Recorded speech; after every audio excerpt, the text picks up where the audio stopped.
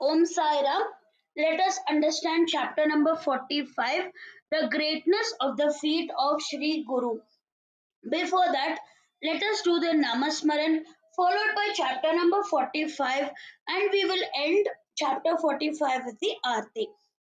श्री सच्चिदानंद सतगुरु साईनाथ महाराज की जय। ओम श्री साईनाथाय नमः। ओम श्री साईनाथाय नमः। ओम श्री साईनाथाय नमः। ओम श्री साईनाथाय नमः। ओम श्री साईनाथाय नमः। ओम श्री साईनाथाय नमः।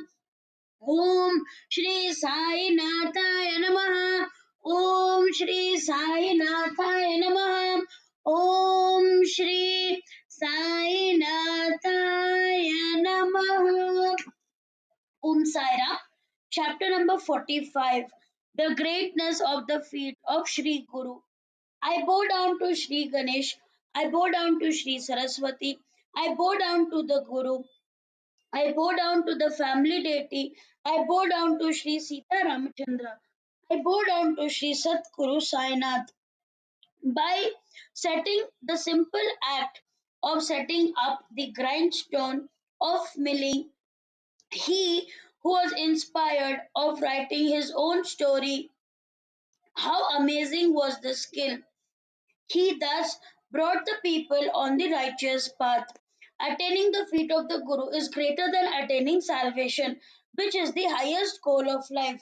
Drinking the teeth of such a Guru will bring salvation imperceptibly. Life can be happy only if the Guru is compassionate. The impossible becomes possible. He can take you across the ocean of existence in a moment. Although the book is quite lengthy, I have narrated stories behind Sai's glory. How can I describe it adequately? As the finite form of Sai, whose darshan always brought satisfaction, whose company brought pleasure, and who removed the fears of worldly existence, that finite form of sight, who turned the devotees into the spiritual path and freed them from the illusion and greed, and because of whom our greatest well being was achieved, is gone. The finite form of sight, because of whom there is no fear of the world, because of whom righteous behavior is awakened, because of whom our minds were steadied, in trouble is gone. Sai has gone on his own abode after impressing his image on all our minds and ended his avatar. This condition of his is inconceivable, which has been achieved through yoga. After the avatar's purpose came to an end, the perishable form was gone. Yet, this book will remind us of him at every step. Besides, the peace and one pointed of mind that is born from listening to his story is indescribable. All you listeners are wise, and I am dim witted in comparison. Yet, listen to this yagna of Sai's words with reverence and grateful minds. This yagna of words is most beneficial, making an ignorant person like me his instrument and completing his work. The listeners know all this. Whoever listens to this story with concentration after bowing at Sai's feet will find it most auspicious and supremely purifying. The devotee who is possessed of real devotion and has his self interest at heart will savor the nectar of the story with a concentrated mind. Service never goes unrewarded. Sai will fulfill his aims and objects, be it for worldly gains or spiritual, and ultimately help in accomplishing life's desire. In the 44th chapter of this book, the final story of Sai leaving the body was heard, yet the book continues. I cannot understand this miracle. In the last chapter, the narration about Sai leaving his body was completed very methodically. Yet the web of Sai Leelas does not stop being woven even for a moment. Actually, it is nothing but surprised about. This Sai is beyond birth and death and has only left his body. His remains without form as earlier. The body had gone and the form has gone. The spirit lives as therefore. The Leelas after he left the body continue to occur. Everyone knows that. Such leelas are also endless, but to describe them all will make the book voluminous. Therefore, to avoid that, we will make the essence of them and respectfully offer them to the listeners. How fortunate were that when Sai manifested himself, we got the company at that time most easily, and how disgraceful it would have been if we would not have attained detachment from the world or nor gained deep devotion to God. To be devoted to Sai with all senses is in true state of worship. Even while seeing his image with the eyes, one is unable to talk. When the ears heard Sai Kirtan, it was if that as if the tongue was enjoying the taste of a mango juice, and then Sai's feet was touched. It was as if one did not wish to leave the touch of a soft bed. Can he be a real Sai devotee? If he can bear even a moment's separation of Sai, how could he be said to be attached to Sai's feet? If he is unable to detach himself from the world, if any man except her husband crosses the path of a woman, she considers him to be akin to her father in law, her brother in law, or brother, and bows to him with respect. A pativrata, chaste and dutiful woman, heart is steady. She never leaves her home and has boundless love for her husband. He is her only support throughout her life. A Prativata is virtuous and saintly. She never considers looking after meeting another man with the desire which is akin to have him as her husband. For her, only her husband and is her husband, and she does not find anyone comparable to him. She has singular love for him. A disciple should also have that kind of singular love and steadfast towards the Guru. Though I have compared a Pativrata's love for her husband to the love of a guru, it is really infinite. A good disciple knows its greatness. Then, when there is no help in the daily life of someone, then of what help can that person be in spiritual matters? Whether he be the in-law of one's children, or one's son-in-law, or one's wife, no one can be trusted. The mother and father would be affectionate. One's own sons will think only of wealth and inheritance. The wife will think only of preserving her wifehood. No one will help in spiritual matters. Then, who remains with whose help spirituality can be achieved? In the final analysis, there is only self to count upon. He is blessed who tries to attain salvation after distinguishing what is eternal or destructible, after foregoing the fruits of worldly or spiritual actions, and after accomplishing control over the mind, the senses, and all the other six controls. Thus, without relying on anyone else and having immense self confidence, one who grinds and loins, he alone will attain spirituality. Brahman is eternal and the world is transient. The Guru only is truly Brahman. Abandoning the transient, concentrate on the Guru. This constant feeling is a means of achieving spirituality. Detachment is born from abandoning the transient. The Sadguru is Brahman, the cloud of supreme bliss. The belief that God dwells in all will arise. This is called worship of oneness. Whatever one constantly meditates upon, whether it is from fear or love, know that the meditator becomes the object of meditation, whether in Kans, Ravan, or an insignificant worm. While meditating, there should be intense concentration. There is no better means than meditation. He who practices himself will undoubtedly uplift himself. How can there be death and who has forgotten the desires of life? He achieves bliss by being engrossed in the Atman. Therefore, the chanting of the name of one's Guru gives birth to supreme bliss and the vision of God in all creatures. What else is the greatness in his name? He whose name has such powers, to him my obeisances with faith and devotion. I come and surrender to him with my body, speech, and mind wholeheartedly. Now, I will narrate a story to the listeners which illustrates this. So hear it for your own benefit with full concentration. The late Kaka Dikshit daily read the Bhagavad according to the orders of Sai Samartha. Everyone knows that one day Dikshit was reading the book as per his usual practice at the house of Kaka Mahajani at Chowpati after lunch. The listeners were delighted hearing the chapter in due order, which was the second chapter of the 11th Skanda and was excellent and unparalleled. Madhav Rao, Baba's devotee, and Kaka Mahajani with him had sat down to listen to the Bhagavad with concentration.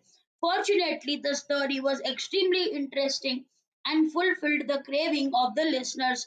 It would develop love and devotion. It was of such excellence.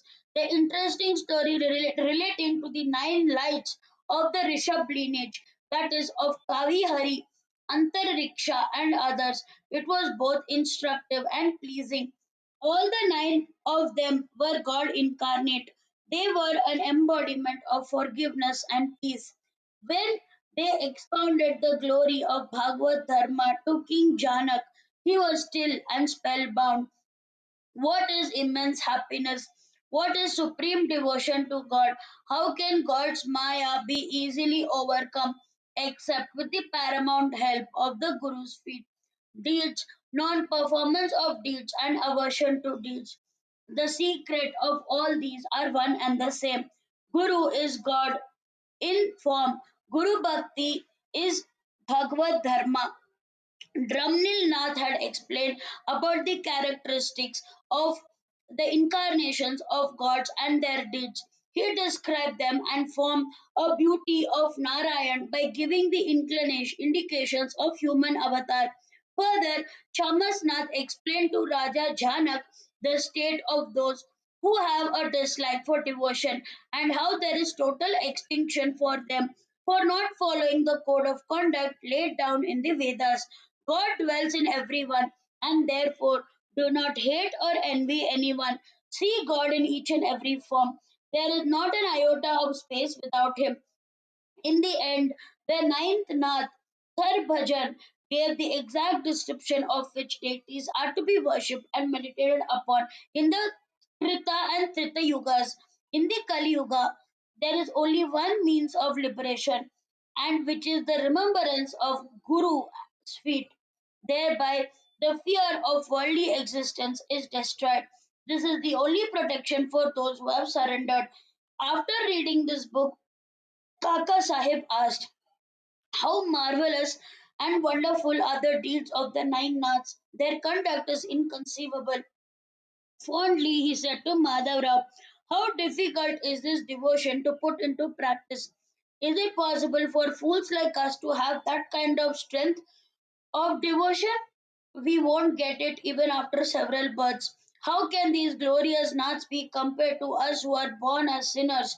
Is this devotion easy? They are the blessed ones because they are the embodiment of truth and knowledge. Will I ever achieve such devotion? How will I gain salvation? I have become dependent and feel unnerved. This life and birth is wasted. Kaka Sahib was a loving devotee. He must have been restless to have lost his composure and become wavering. Shama was disturbed. Shama, whose name was Madhav Rao and who was also well disposed towards Kaka, did not like Kaka to be overcome by this pessimistic attitude. He said, if a person who has the good fortune of having attained a pure jewel like Baba whines thus, his life is futile.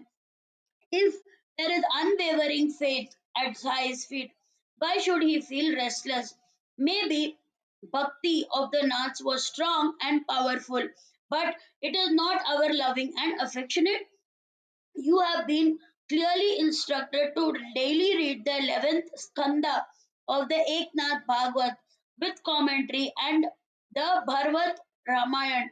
Also, you remember and chant the name of God and Guru as instructed by Baba. This is the means for overcoming the fear of mundane existence. What is there to worry? But Kaka continuously thought of the nine yogis and whether he could attain even in a small way. their austere way of life, which was like walking on a razor's edge. He kept on fretting that the devotion of the nine yogis was certainly of an high order, and wondered with what means he would achieve it so that he could truly reach God. Enough.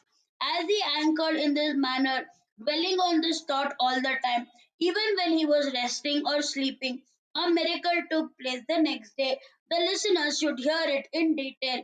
Observe the marvels of this experience. Early morning, Anandrao Phadke came looking for Madhavrao. Madhavrao also came early to be in time of reading the Bhagavad. Anand Rao sat near Madhav Rao telling him about the wonderful dream he had.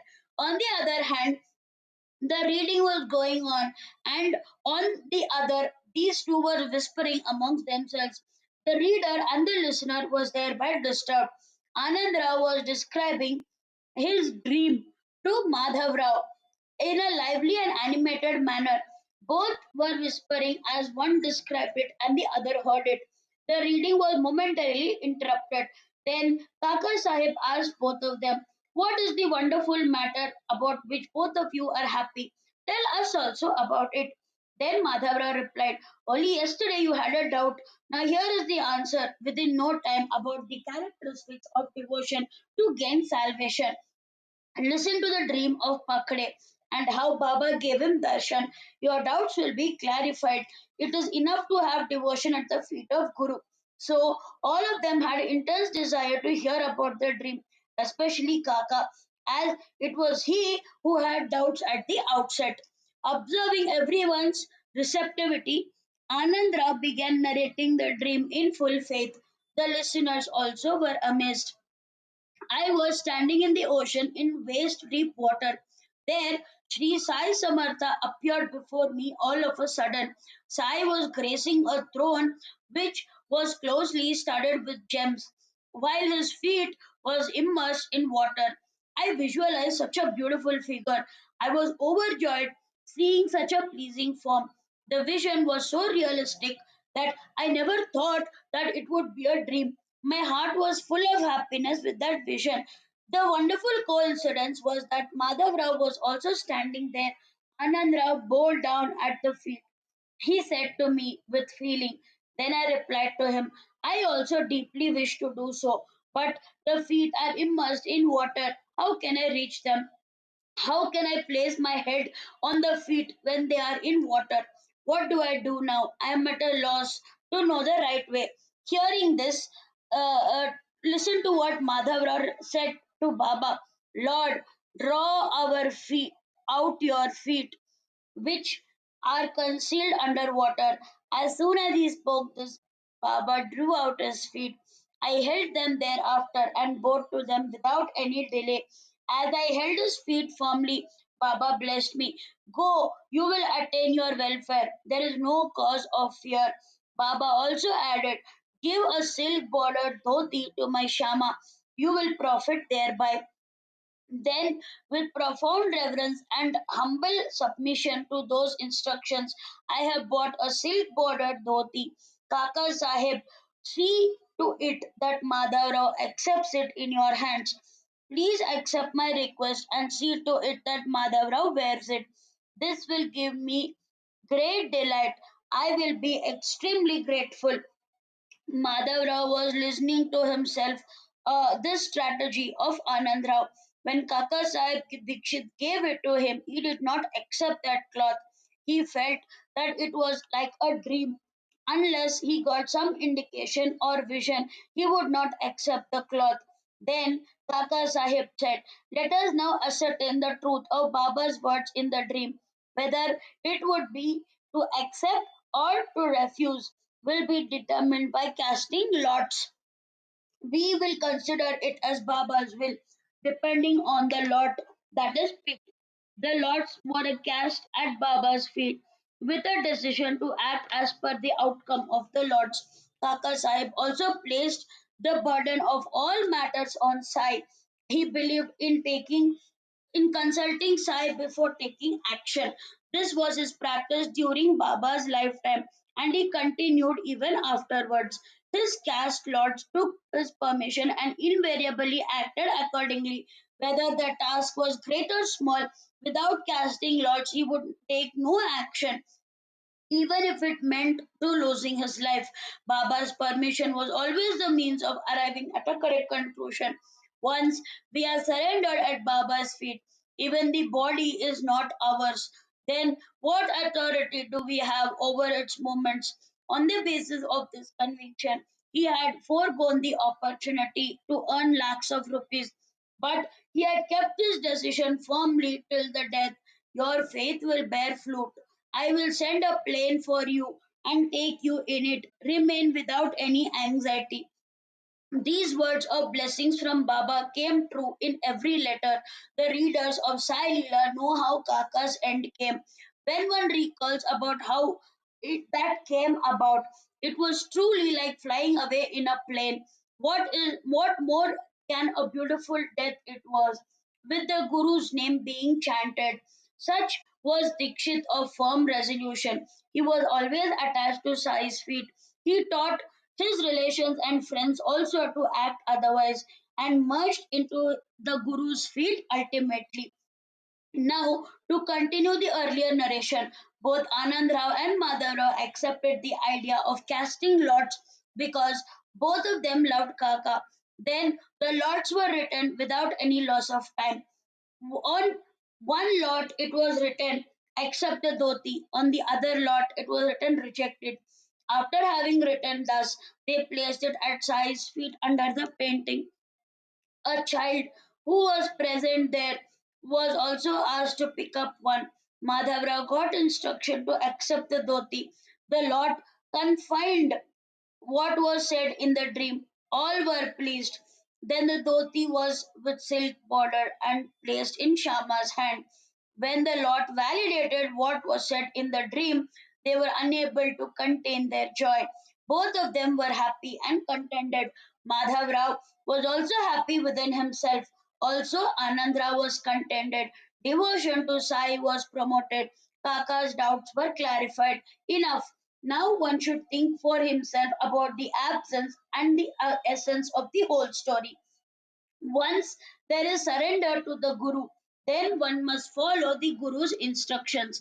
The Guru knows better than us, from head to toe, our stage of development, our part in life, and our inclinations. He is the means of final salvation.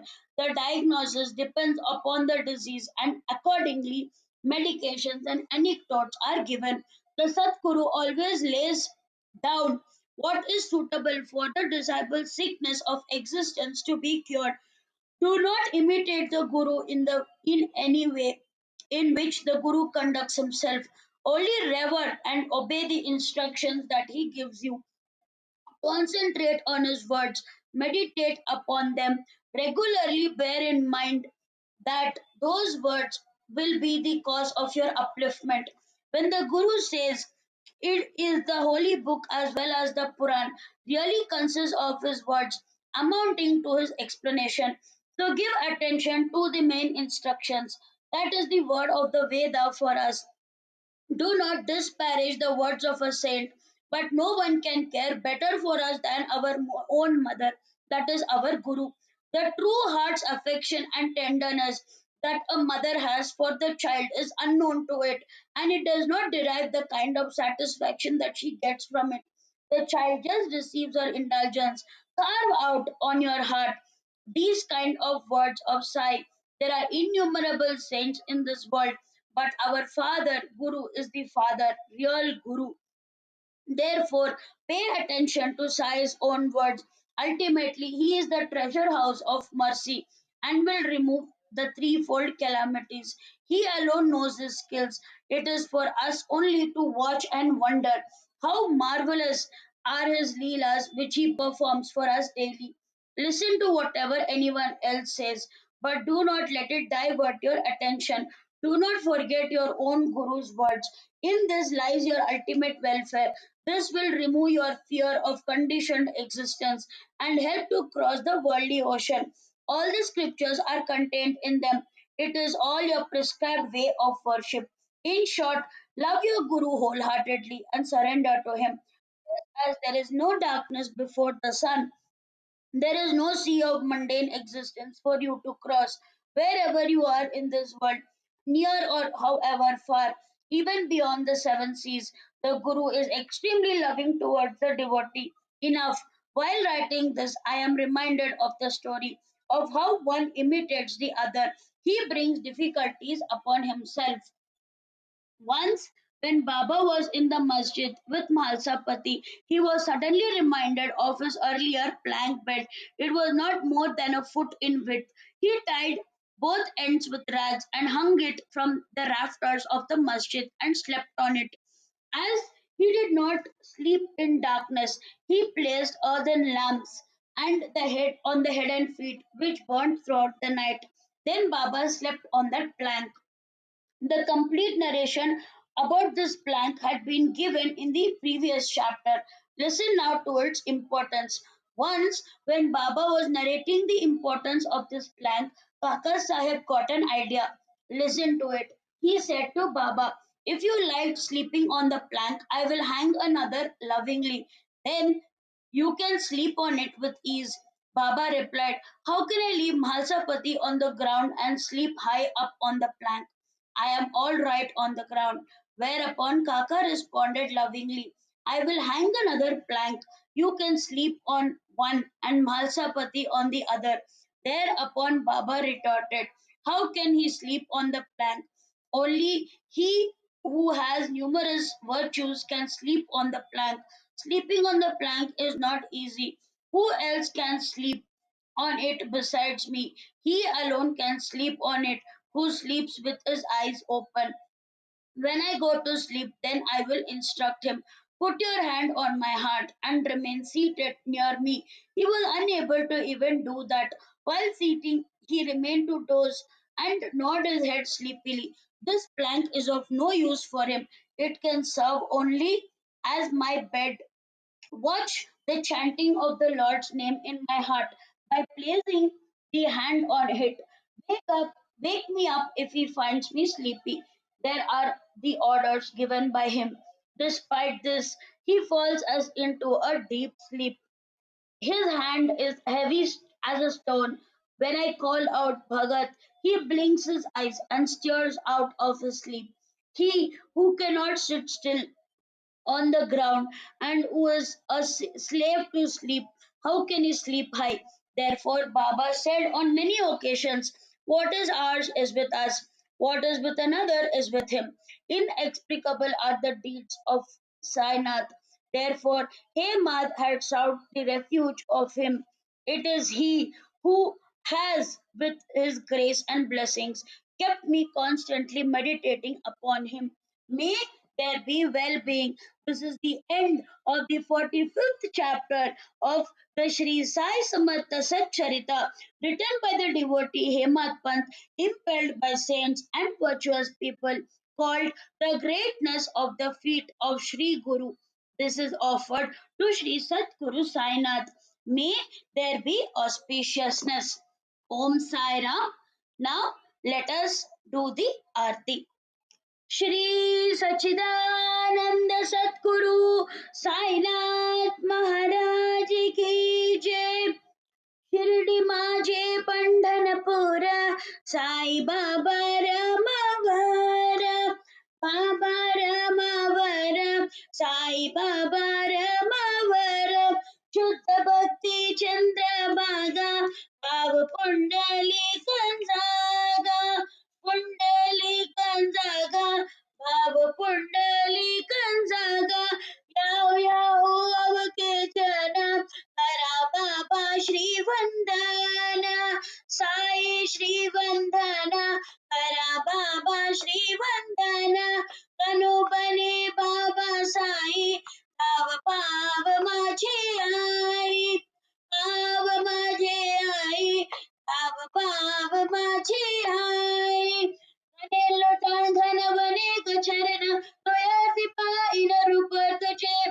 विभिन्न रंगीन अनंत पूजिम भवेव मा इन बने नमा. त्वमेव माता पिता त्वमेव, त्वमेव बन्धु सदा त्वमेव, त्वमेव विद्या दैरङ्गमेव, त्वमेव सर्व नियर्म मुद्याकना वापतन स्वभाव नरोमि अत्यं सकलंतरस्मै नारायणाय समर्पयामि अच्युतं केशवं राम राम नारायणं कृष्ण दामोदरं वासुदेवं हरे इदवं माधवं गोपिका विलवं जानकी नायकं रामचन्द्रं हरे हरे राम राम राम हरे हरे हरे कृष्ण कृष्ण कृष्ण हरे हरे श्री गुरुदेव दत्त सच्चिदानंद सद्गुरु साईनाथ महाराज की जय. Om Sai Ram. I urge all the listeners to read one chapter of the Sai Satcharithra daily and soak in Baba bliss. Baba bless you. Om Sai Ram.